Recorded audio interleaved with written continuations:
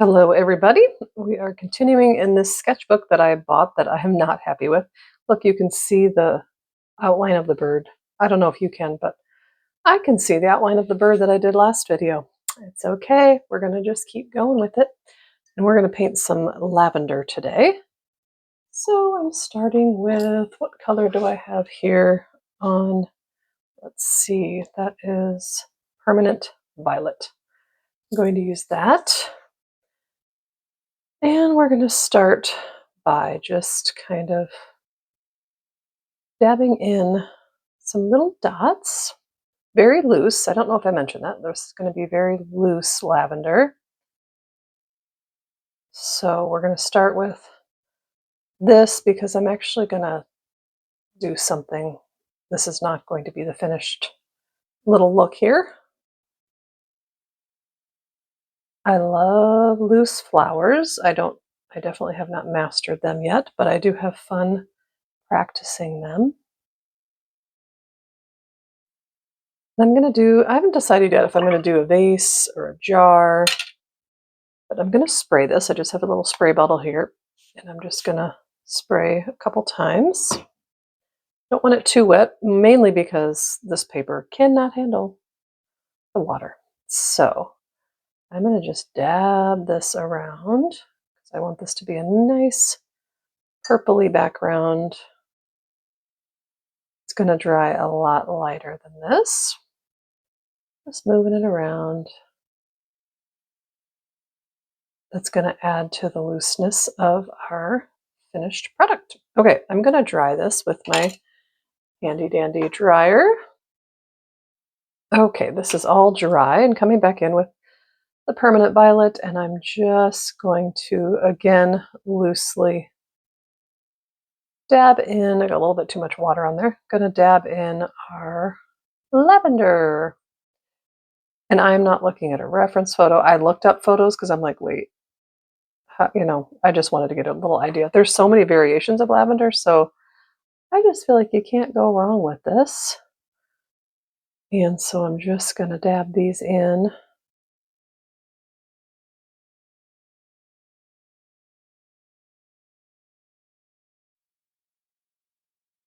And we'll go ahead and dry these now. And I've decided I'm going to do somewhat of a mix between like a glass jar and just a glass vase. We'll see. So I'm going to do just a few loose lines in here. Maybe just 3 little rows like that. And then whatever shape you want your jar to be, your jar or your vase. And I want to put plenty of paint, plenty of water on here because I am going to be pulling from that in a little bit here. And we'll do a loose little side over here. Same thing. Plenty of water, although I'm going to have one side darker than the other just for, lighting and shading and such. Okay.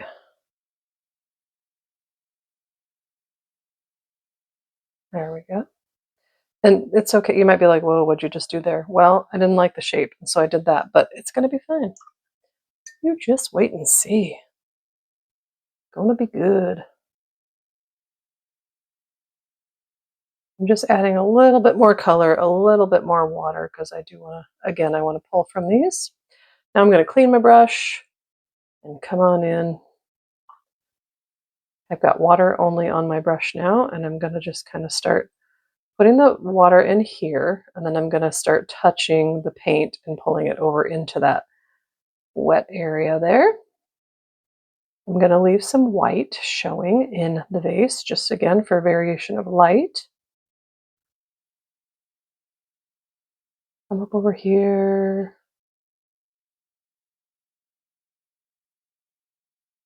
And just be loose with it. Okay, I'm liking how that looks.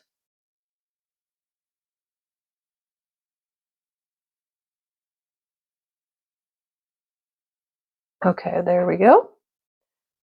We are going to let this dry completely. And now for the stems, I have got some yellow green, a little mixture of yellow green and tree green. Obviously, again, same with the purple. Just use what you've got. You don't have to use the same kind of paints I've got here. And I'm going to bring this down.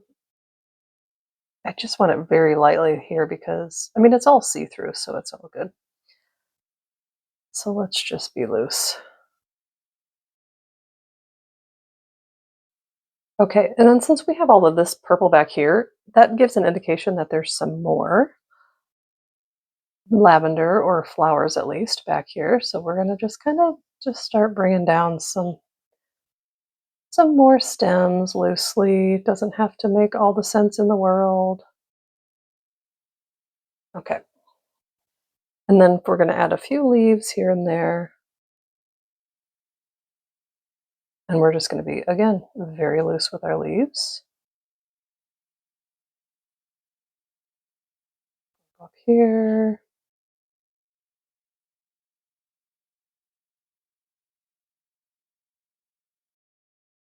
And then in the parts where I left a little bit in between, I'm just going to make the stems be seen in between the spaces of the lavender as well, here and there.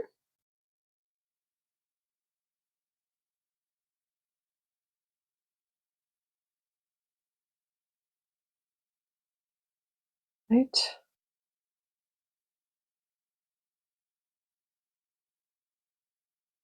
And we're going to finish it off with splatter. I am going to put a little something down here too, but we're going to splatter the upper part. I'm just covering up this page here so that I don't get it on my next sketchbook page.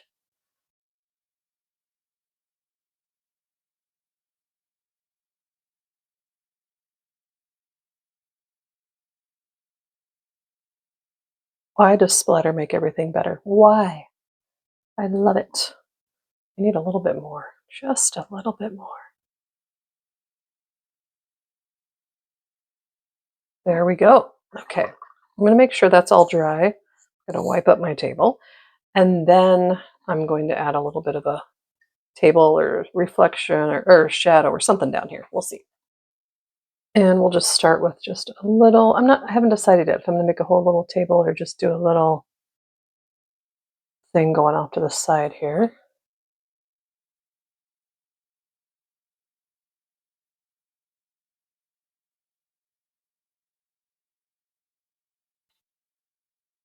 Pretty sure I like this just as it is here.